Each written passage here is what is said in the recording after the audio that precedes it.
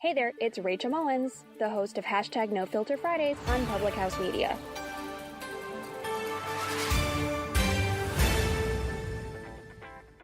This is John Lauder, host of The Cheap Seats here on Public House Media. Thanks for listening to the following broadcast on Public House Media. Once you're done with this episode, I hope you'll come check out my show, The Cheap Seats, where we talk about sports from the fans' perspective. A new show comes out every Monday. Don't forget to subscribe on iTunes so you never miss an episode of The Cheap Seats. Thanks again for checking out the following broadcast on Public House Media.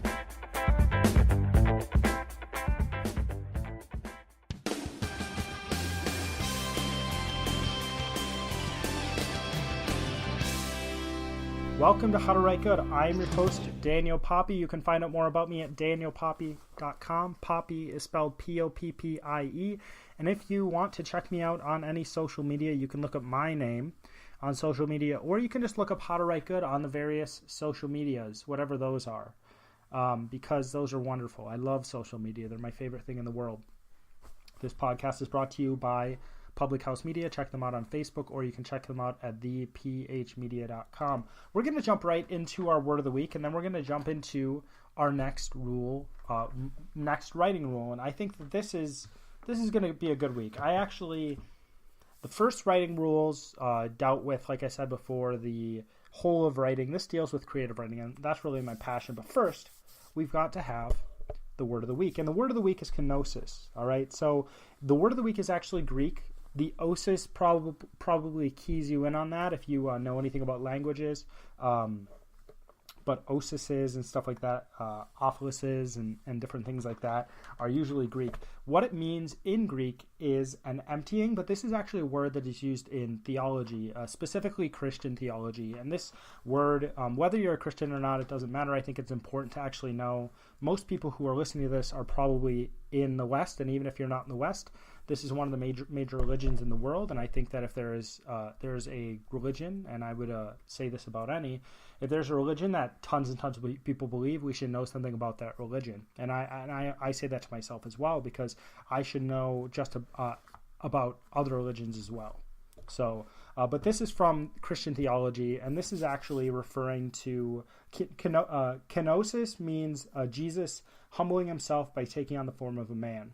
All right, so if you hear the word kenotic or anything like that, that's what it refers to.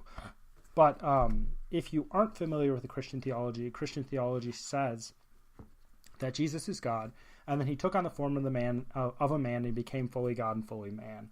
So this word refers to that. Actually, when I was thinking about this word and looking at it, one thing that I thought is this is a really interesting idea, because the original Greek means an emptying. Let me make sure that's what it means. It means an emptying. Kenosis means an emptying. And then it means this idea of becoming something lower than you are in a way, or Jesus becoming something lower than he is, because a God is higher than man, right? So I thought this word or this idea would be something that would be really useful, or something really rich. Even if you aren't a Christian or anything like that, I still think it'd be something really rich that you could add into a story or have as a theme, or you could maybe not be telling a story that's supposed to be connected to Christianity, but you take these Christian ideas of somebody becoming less than they are.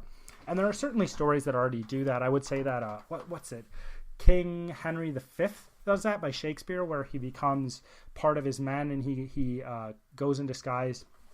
And if you're not familiar with that play, what he does is he's not sure, or maybe we aren't sure about it. We aren't completely sure whether what he's thinking. But King Henry goes to his men, he disguises himself, and he sees what they think about him and about him leading them. So that might be a parallel. Maybe Shakespeare was pulling that from Christianity. Certainly Shakespeare was a person who was very entrenched in the Christian worldview, because that's pretty much like the Catholic Church, or the church in general, not the Catholic Church at that time, because the Reformation had happened already.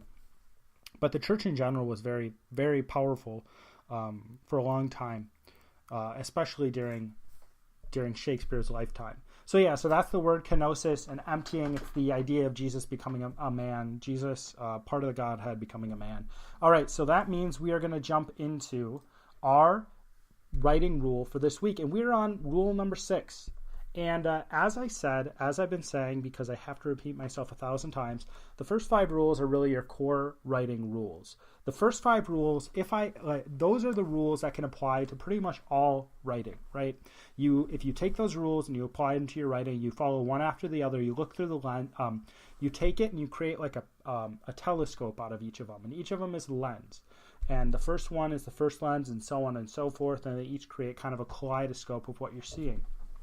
You're probably going to be writing better. Now, if you never write and you just say, oh, I'm going to apply these rules, you're not going to write well, because writing is one of those things where you actually have to do it, right? You can't just say, oh, I'm going to write and I'm going to do it well because I have these rules. Writing is a craft, right? Writing takes practice. You can't, if you go and you decide, I'm going to do some woodworking. Now, when you do woodworking, it's not like you suddenly can do woodworking. There's certainly people who probably have more of a knack for it, or they can see things better, but it's something that takes time to develop. And think of it this way. I have this theory. I'm going to say it's a theory because I'm not certain if it's 100% true or not.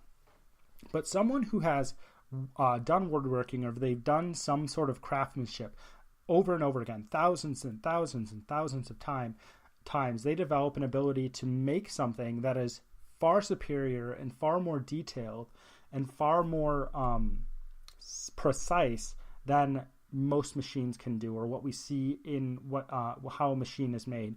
And I think that's the case. I think that you, especially when we started to make things, just mass produce things. Now it might not be the case, but in the past they certainly could. And even 25 years ago, I would say that someone who is really, really skilled in a craft can make something a lot more detailed and a lot more precise than someone who isn't. And it's probably getting overtaken by machines right now, but in the near past, it was the case that they could. So you have someone who's really, really good at what they do, and what happens, and this goes back to the idea of flow, and I've talked about this over and over again, and I'm not going into flow right now, but they've gotten so good at it, and they've gotten a feel for how things work. If you do anything thousands and thousands of times, it's kind of like trial and error. What goes on is you see, oh, this is how you do that, this is how you don't. This is the difference between someone who is an amateur at someone and someone who isn't. The person who is an amateur, there's a saying, and it's really cliche by this time, but it is true. The master has failed more times than the amateur has tried, and that master has found out, the person who's a master at their craft has found out exactly how everything works, and they found out all the ways that it doesn't work, so they can say, oh yeah, this is how you do it. But besides that, I think there is this is just a theory as well. I think there's a feel to things that you do. It's not just that you are, it's not just that you know everything about it. It's that you kind of, the ability to do it is embodied. Okay, the ability to do it is embodied, and this would go back to the idea of in your brain, if you continue to do something, there's neural pathways that are laid down, and eventually the thing becomes a habit, as opposed to needing to do it out of a conscious thought. You just kind of do it. So someone who is able to make a chair really, really nicely, eventually they're going to be able to do that almost out of habit, and they're going to be able to put so much more effort into it because they don't have to think as hard to do it. And the touch, the feel they have in connection to what they do is that embodiment of their work brings about something far superior. And I think the same happens in writing. I don't think it's just this mental exercise. I think you can kind of think of it as craftsmanship. I think you can kind of think of it as someone building a chair, right? You write a book, or you write a paragraph, let's just say even a paragraph. And if you are someone who's just starting out, you have a really hard time and you don't know what to do. But after thousands and thousands of times of doing it, eventually it's embodied. Eventually you write it and it comes out, and it's better than you ever could do it before, even though you aren't putting as much effort into it. One example of this from my own life I see is I've done thousands upon thousands of hours of writing. I don't know. I'd have to look back. I'm pretty sure it's thousands upon thousands. Maybe not thousands upon thousands, because that means 1,000 times 1,000. I'm not sure if I'm up to that point. But I've done thousands of hours of writing, I'd say. And when I was younger, if I wrote something and I tried really hard, it wouldn't be as good, and it would be forced. And that's okay. It's okay if your stuff sounds forced, if you're just trying new things, if you're just trying to learn and you haven't done this thing before, right?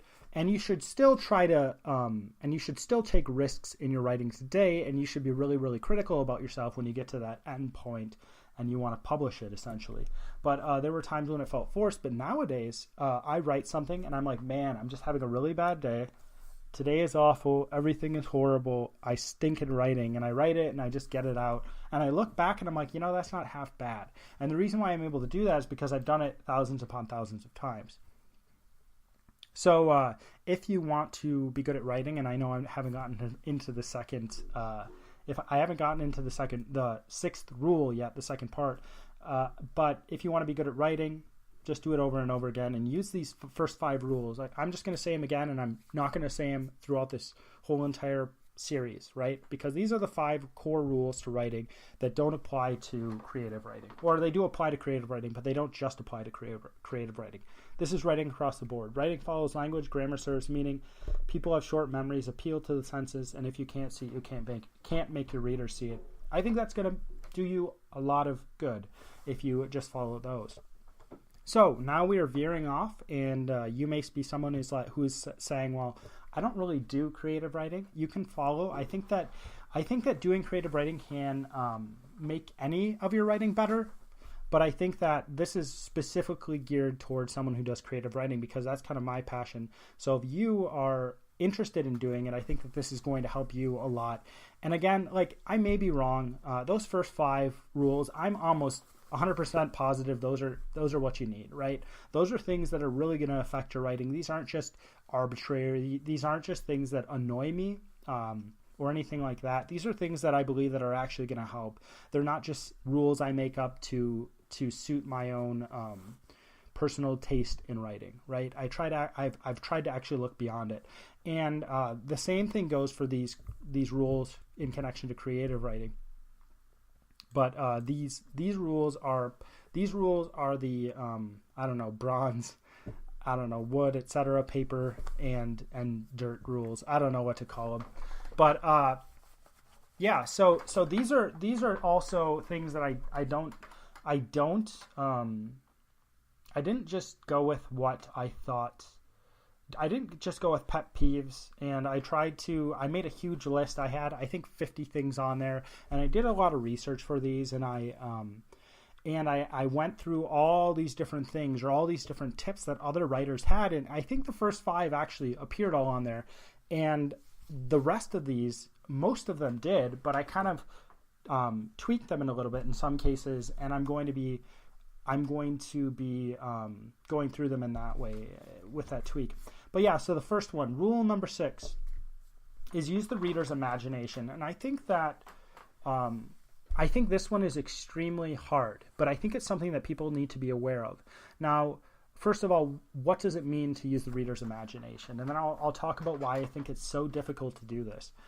Using the reader's imagination. So if you are writing something, if you are writing any words, you are assuming that someone has a similar set of information as you do. On the bare minimum for writing is that the person speaks the same language as you, right?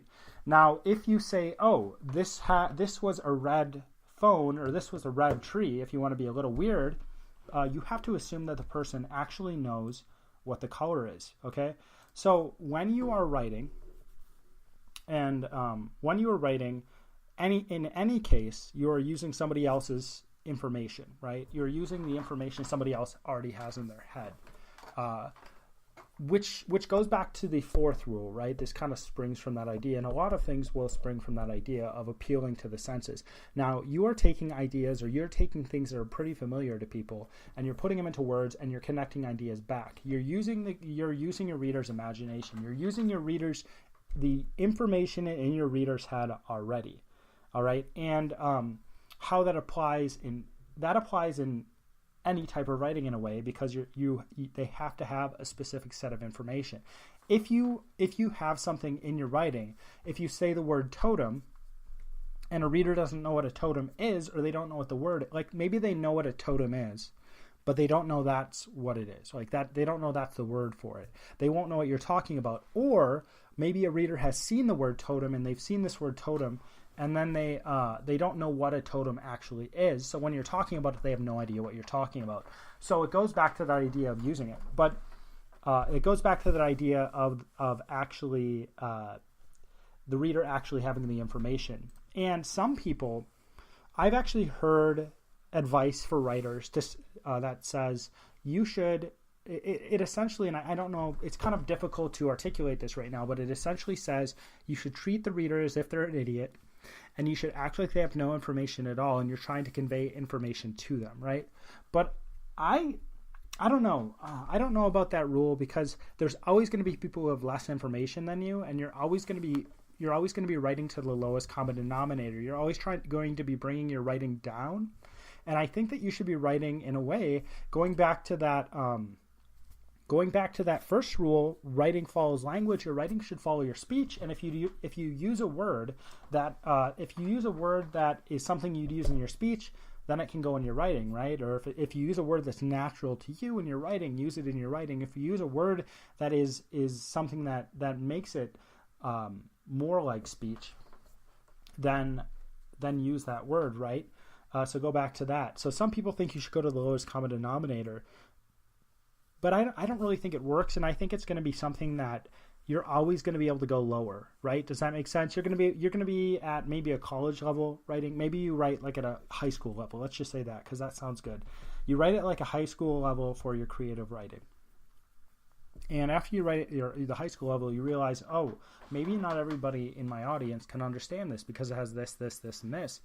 And after you do that, you say, okay, I'm going to have to take some stuff out, which to a certain degree isn't bad. If you're in a really technical field and there's about 200 people, that's an exaggeration about how few people are in that group. But maybe you're in a really technical field and you want to write a fiction book that's about that really technical field. If you write in that way, if you write in a way that is using that technical language and you're writing to people who are in the general audience, but all your words are in this really specialized field, that's not going to work. You should probably appeal to the senses. Going back to rule 4, you should use metaphors and stuff like that to make people understand what's going on. Say it in plain language. But there's only a certain degree there's only so low you can go before your writing suffers, okay? And that's the point.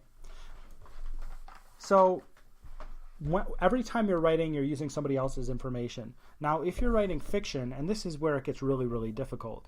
If you're writing fiction, you are writing scenarios that you're essentially writing a movie that you're trying to, or thoughts, right? You're writing pictures and smells and stuff you hear in your head, something you're playing in your mind. And you're trying to take that, put it on paper so somebody else can take it and run with it. Now, one thing I think that people often do is they write every single little detail, right? They write every single little detail when they write. And what happens is you get these blocks of text. And I'm not saying this is, if you like doing that, and if you think it's good and you find people who enjoy it, I guess I can't bash it too much because there's probably a audience for it. But I think that people think they always have to describe every little tiny thing. And I think I've mentioned it before as well, but this is really where you use the reader's imagination. You're using the reader's prior information and experiences. So instead of writing about a table full of food, try to write about one individual thing about that table. Or you could mention the table, but you could maybe talk about a single plate and what a character is doing about that. And I would even be careful about that as well. What you're trying to do is you're trying to isolate one essence, if that makes sense. You're trying to isolate a core experience. And I guess I'm always going back to this, and I've talked about this before. You're trying to isolate a core experience, right? That in what you've experienced, and you're trying to put it into writing. You're trying to put a core experience into writing, an essence, and from that core experience, somebody can take their information and they can place it on that experience, if that makes sense, right? So this means that we're assuming that everybody kind of has a similar experience at the core of everything, right? Think of it like everybody has a shirt. Everybody has a shirt, and the shirt is pretty much the exact same thing. It has 2 arms, 2 sleeves. It has a trunk area that goes over your stomach and stuff like that. And then everybody's shirt has different It's everybody's shirt's a different color. Everybody's shirt has different writing on it. Maybe somebody's shirt has pleats. I don't know why your shirt has pleats, but maybe your shirt has pleats. Maybe your shirt has buttons. Maybe your shirt doesn't have buttons. Maybe it has a really deep V-neck collar, and you have hair coming out of your collar, or something like that. So the core of everything is that basic shirt, and everything else, all the other information, is the color, the words that are on it, the collar on the shirt, the buttons, etc. All those are extra, and the shirt is like this core experience, right? And what you're doing is you're finding that core experience, you're putting it into words, and you're letting someone else's experience fill out the rest. And that's how you're using the reader's imagination. And this is a really difficult trick, because I think that you kind of have to understand things on a deeper level. So you aren't really trying to what the difficult part about this is you can't quantify it. Okay, understanding things on a deeper level, you can't quantify the things to understand them on a deeper level in this way. So there's probably more, but there's two worldviews that we kind of fall into, or I think people fall into, and one of them is more scientific, and people probably fall into these in different ways, but I think that it's actually an error to conflate them, to make them cross, because I think they're kind of two different areas, and we have to deal with them in different ways. But some people probably say, oh, we can think of each in connection to the other, right? So the first one's more scientific, and the scientific worldview is very concerned with measuring things and seeing how long things are, etc. That's a really, really simplified view about it, but it's trying to measure everything. And then there's the more artistic worldview, let's call it that, and this is kind of what we're trying to do. And the issue, like I said before, with trying to find that core experience is that we can't just measure everything to find the core experience. One thing that I've noticed, or one thing that you probably noticed too, it's probably not just me, is that you watch a movie. Think about the last movie you saw that you're like, man, this is phenomenal. Now think about how many movies, especially in the theaters, ones that are coming out that are newer. Let's just talk about new movies. Think about the new movies that are coming out, and think about how many that you actually want to see. Think about how many you connect to, and think about how many you would walk out of the theater saying, man, that was unbelievably good, right? Think about how many movies you actually that you would actually say that you would do that. Right now I can think of, in the last 3 years, I think maybe one that I'd be like, wow, that was really, really good. I really like that. And maybe that's just because I'm getting older. But here's one thing that people do. If you write tons and tons of stories, you could get into this trap of going only by this basic story structure, right? A story structure. So you could say, and you could look this up and you could find exactly where all the things should happen in a story. So you could say, I'm going to write a murder mystery. Now, if you want to, you could go online, you could look up basic structure of a murder mystery, or plot analysis, or plot structure of a murder mystery, and you are going to find a plot structure that says this happens now, this happens here, this happens there, and you are going to find, and what you could do is you could outline everything based on that murder mystery, and you could fill in all the information, and then you could do your writing, and then you could write it in a way that is pretty much following the rules of what's understood to be good writing. Like, you're like, okay, so maybe you've got your Grammarly app and you're saying, okay, so my sentences are varied. I'm using a variety of words. I'm doing this, I'm doing that. I'm not using anything incorrectly. I've got everything all my grammar is good, as opposed to mine, but all my grammar is good, everything's a-okay, and we've got our story, and we're done, we've refined it, and we've gone over a few passes, and we've tried to write it as good as we can in following those rules of writing that are common practice. And you get to the end, you actually have something amateurish, or you have something, maybe it's not amateurish, maybe it has a high quality, but it just falls flat. All right, and I think that's what's happening with movies nowadays, is they are kind of viewing it through a scientific lens. They say, here's our formula. We write according to this formula because we mass produce things, because they mass produce movies. Not every movie does this, but we write according to this formula, and we get this thing at the end. And the reason why and I've had an episode about this, the reason why they do this is because you're dealing with millions and millions of dollars, right? You're dealing with millions of dollars. There's producers who are saying, hey, here's the money, director, do this, do that. And they're not in the business of making art in a lot of cases. They're in the business of making money. So they're going to do the things that don't take a lot of risk. And the things that don't take a lot of risk is following a specific formula. Now, I'm not saying you should necessarily, you shouldn't follow a specific formula. I think formulas and things like that can be very useful when writing a story, but you shouldn't just rely on that formula, right? Does that make sense? You shouldn't, your story is not the formula. Your story goes beyond the formula. Your story goes beyond the common practices that make a movie good. These things are all trying to quantify, scientifically, I do that in quotes, quantify a story and then bring about something because we've looked over the story so much. Even if, this is just a statement I'm making. You can totally disagree with me. But even if we had a supercomputer analyze a story and make a structure of a story, I think we're still going to be missing something because there's that human element. And that's where that core comes from, right? The core of a story is that basic shirt, and then we're adding on to make it something beautiful. But we have to know how to see that core. We have to know how to understand it.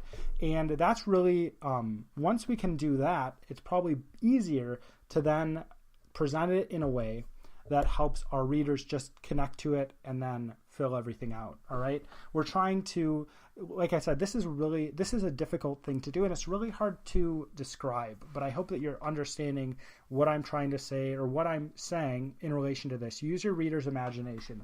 You do not, as a writer, have to fill in every tiny little detail.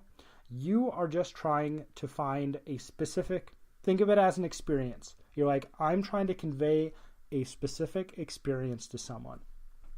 And if you try to do that, and if you say, okay, what is this experience? We're going to go back to our previous rule. If you can't see it, you can't make your reader see it. Now, if you remember, when you write, instead of just writing things down, maybe try to slip into imagining what you're writing about. So you actually see it almost. You're imagining, you're using your creativity, you're using your imagination. You see it, you hear it, you smell it, etc., and then you're writing out what's going on instead of just saying, oh, this is what happens and this is what happens. And I think that's where you're really going to connect to readers better. And what the readers are going to do is they're going to take that information and they're going to bring it into their own unique information, and then they're going to be telling themselves the story in a way. So yeah, so that is our rule for this week. This is a hard one. This is a really hard one, but I think it's something useful to know. I think that you're not just. It's the cool thing about writing that's different than other forms of art, I think, is that it really requires the reader to put forth effort, and I guess video games too, but I think the reader has to actually imagine what's going on. The reader's mind is really connected to what's going on. It's not just seeing things or hearing things or moving things, right? I think video games and reading probably are the most similar compared to other forms of media, because if you're looking at a piece of visual art or a sculpture, you don't have to read it, right? If you're listening to music, you're just taking in the music and you're just letting it wash over you. But reading actually forces you to go through, and if you can't imagine what's going on, you're not going to get anywhere. You're not going to know you're not going to actually experience the art fully. And I say that video games are probably the most similar because video games actually require you to do things, and they, in some cases, they may be more like puzzle-like or something like that. So that's why I say it's kind of similar. But yeah, so again, use your reader's imagination and take that for what it's worth. These are more of my creative writing. These are more of my creative writing rules from here on out. All right, and our fallacy. So I guess we're jumping into this now. Our fallacy, and I'm not sure if I've had this before, but I think it's a good one to remember. Our fallacy, excuse me. Our fallacy this week is the fallacy of the single cause, or you can call this causal oversimplification. So you can say this fallacy essentially says that something has like a single cause that brings about an outcome, when in reality it may be the case that it has multiple different things that bring about this outcome. So that's causal oversimplification, or otherwise, otherwise known as fallacy of the single cause. I think it's pretty easy to remember. I guess I'm going to leave you with that. Hopefully these, for those of you who do more creative writing, I hope this rule is useful. I think that it's something really important to know. Your readers actually have brains. They're actually using their brains when they're reading your work. And just remember that. And remember that there's actually information going on there. And you may not connect perfectly, and you're probably never going to connect perfectly to another person or a reader, but you can. You can somehow connect in a way. And even if you can't connect perfectly, I don't think connecting perfectly is it's not the important thing. Kind of getting that actual experience, getting that core is the most important thing. All right, as always, my name is Daniel Poppy, and this is How to Write Good.